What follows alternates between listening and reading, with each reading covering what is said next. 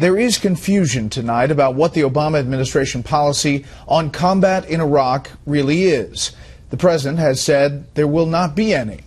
Today, the Secretary of Defense acknowledged otherwise in describing the death of an American serviceman.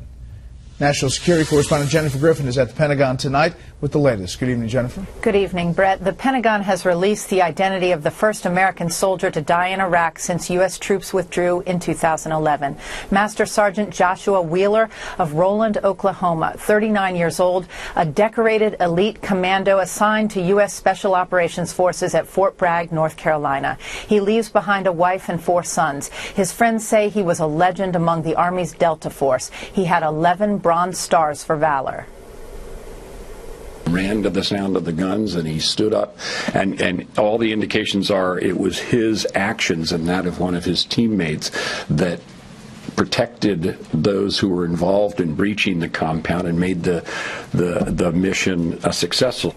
He was killed while helping Kurdish forces rescue 73 hostages at an ISIS prison in Hawija. The Pentagon says he died from enemy small arms fire, but has refused to say he was killed in combat. Quote, "It is important to realize that U.S. military support to this Iraqi rescue operation does not represent a change in our policy.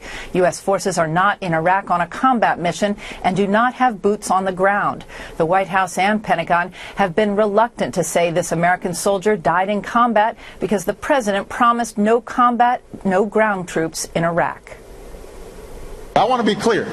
The American forces that have been deployed to Iraq do not and will not have a combat mission. As your commander-in-chief, I will not commit you and the rest of our armed forces to fighting another ground war in Iraq. Today, the defense secretary faced tough questions about where a support mission ends and a combat mission begins. He finally admitted what everyone knew. This is combat. Things are complicated. This is someone who saw the team that he was advising and assisting coming under attack, and he rushed to help them. Master Sergeant Josh Wheeler will come home tomorrow.